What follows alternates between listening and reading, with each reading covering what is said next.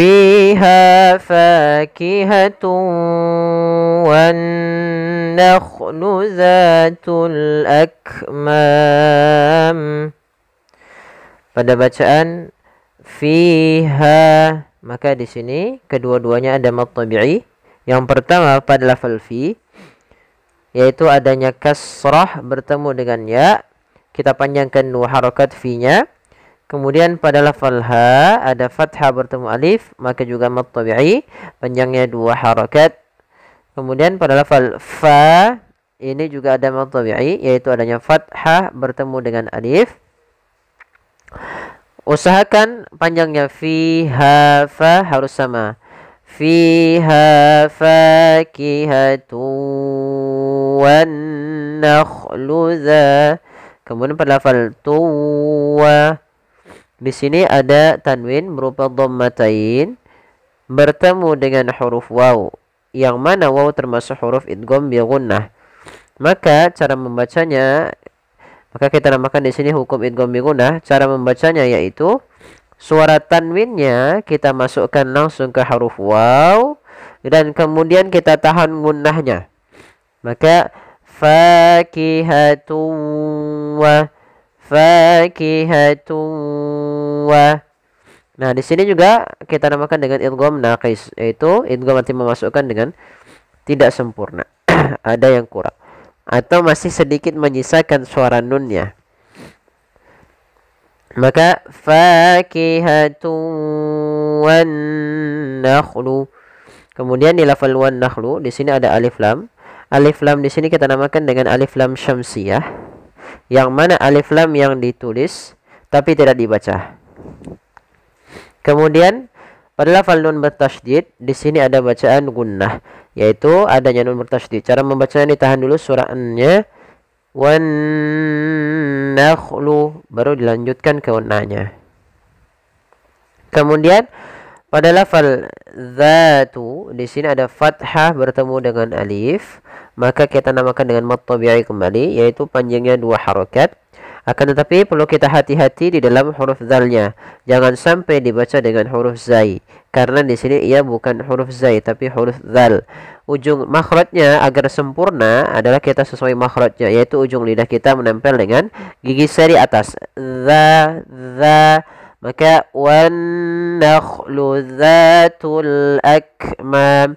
Kemudian falatul di sini ada alif lam, maka alif lam di sini alif lam yang ditulis dan dibaca, maka kita namakan dengan alif lam qamariyah. Alif lam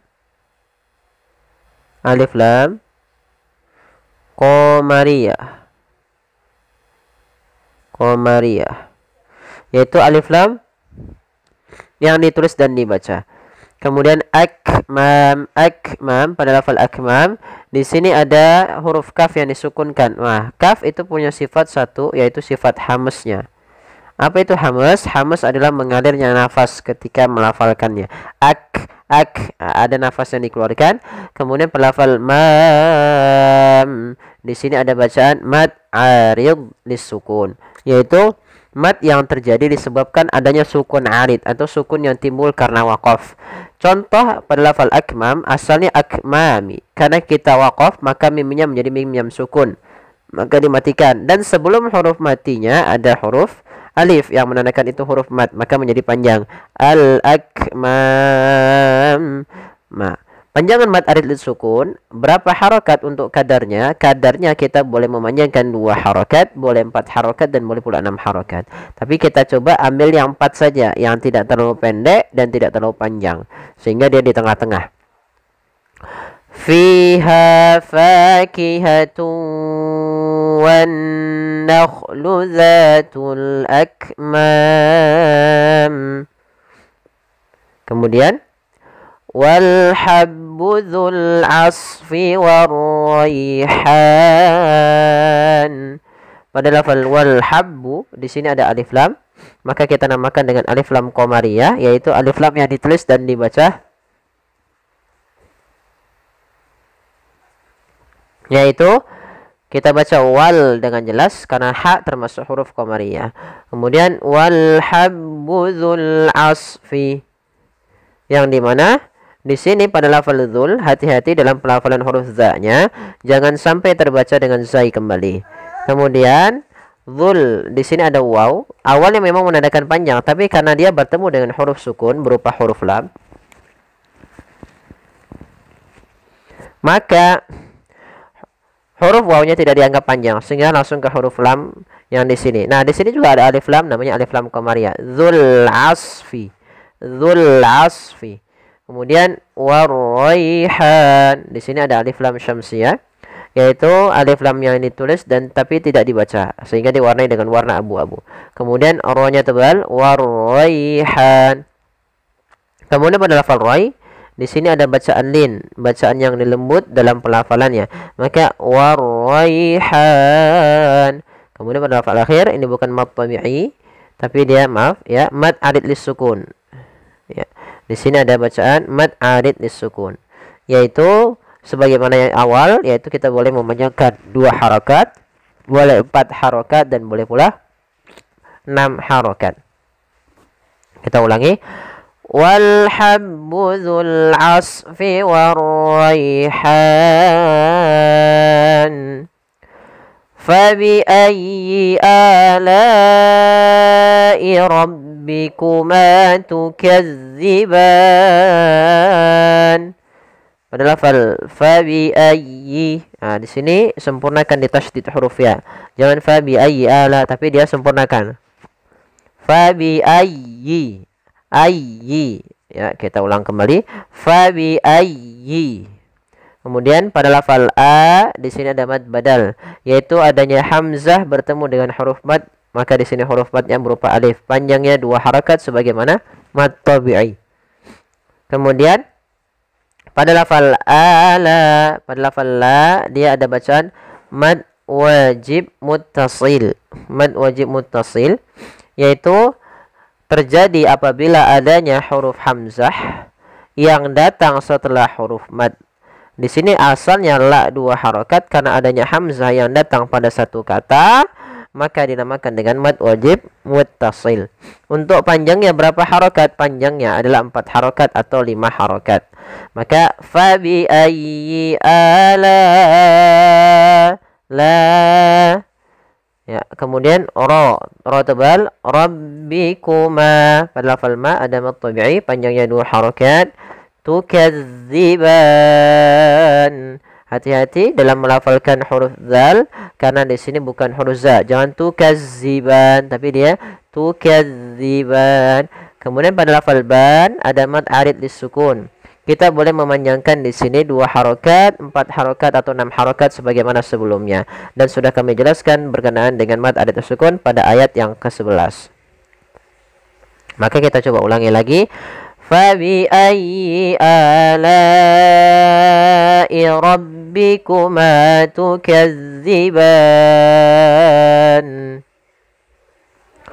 Khalaqal insana min salsalin kal fakhar. Pada lafal khalaqal, di sini ada alif lam qamariyah, yaitu alif lam yang ditulis dan dibaca lamnya, yaitu khalaqal dengan jelas. Kemudian insana, ada nun sukun bertemu dengan huruf sin, maka kita namakan di sini dengan bacaan ikhfa. Ya, bacaan ikhfa. Nun mati ketemu dengan sin, ada bacaan ikhfa. Bagaimana cara membacanya? Kita samarkan nunnya ke huruf sin. Insa, dan itu ikhfanya ikhfa tipis. Insana. Kemudian pada lafal sa ada mad tabi'i, yaitu ditandai dengan fathah bertemu dengan alif. Panjang lafal sa 2 harakat.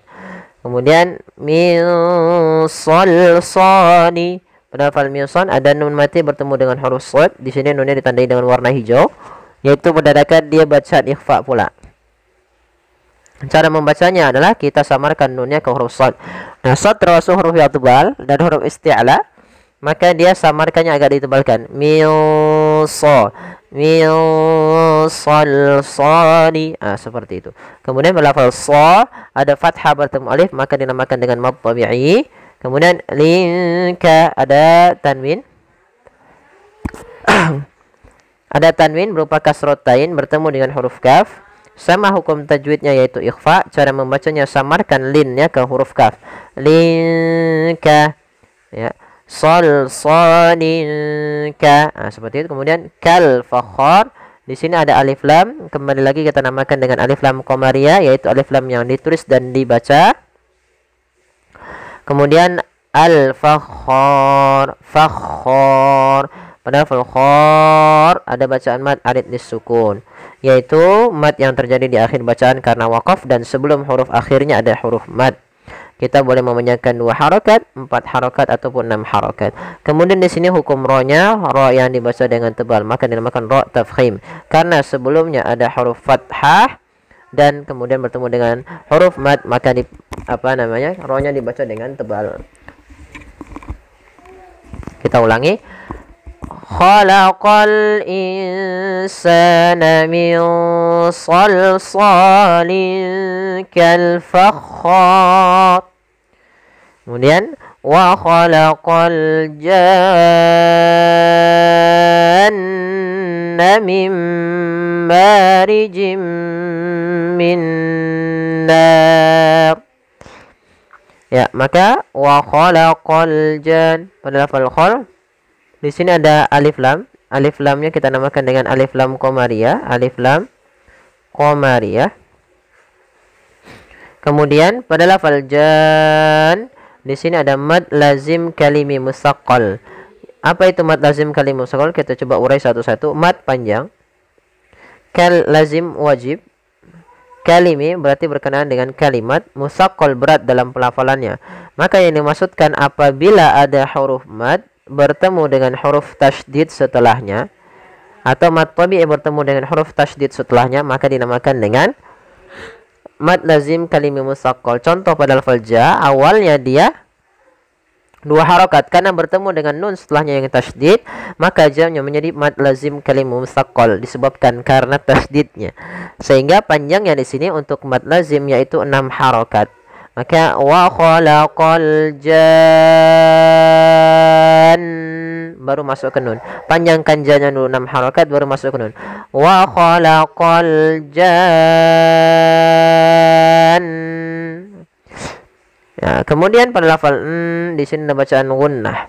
Bacaan gunnah yaitu nun berharokat tasydid. Maka surah an-nya ditahan. Janna mim mariji.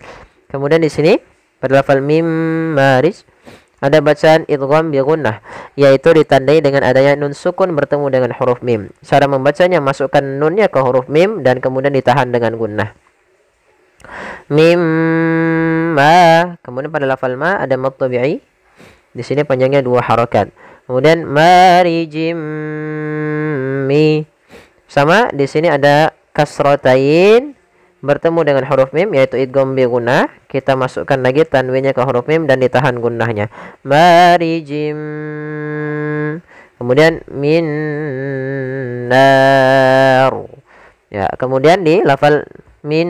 Nah, sini kembali lagi ada nun sukun bertemu dengan nun. Maka hukumnya sama juga yaitu idgham bi gunnah. Jadi dari mim marijim min nar ketiga-tiganya ada hukum tajwid berupa idgham bi gunnah.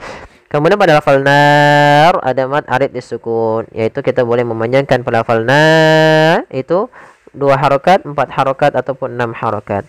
Kemudian untuk huruf ro-nya dibaca ro tafkhim karena sebelumnya yaitu fathah. Kita ulangi. Wa khalaqal janna mim marijim min nar. فَبِأَيِّ آلَاءِ رَبِّكُمَا تُكَذِّبَانِ. Sama seperti ayat yang ke-13 yaitu fabi'ayyi, sempurnakan di lafal ya yang tasydid karena dia ada bacaan linnya yaitu ayyi tasydid ditekan. Ala pada lafal a ada mad badal yaitu adanya hamzah bertemu dengan alif. Kemudian la'i ada mad wajib muttasil yaitu adanya hamzah yang datang setelah huruf mad, maka panjangnya la kita boleh panjangkan 4 harokat atau 5 harokat. Kemudian rabbikuma, ro-nya tebal, kuma pada lafal ma ada mad tabi'i yaitu panjangnya 2 harakat serta tukadziban.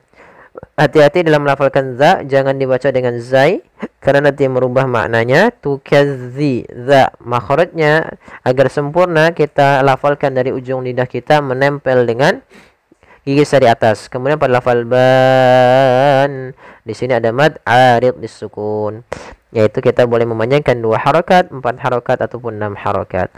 Fabi ayyi ala'i rabbikuma tukadziban. Ya, semoga bermanfaat. Jazakumullahu khairan.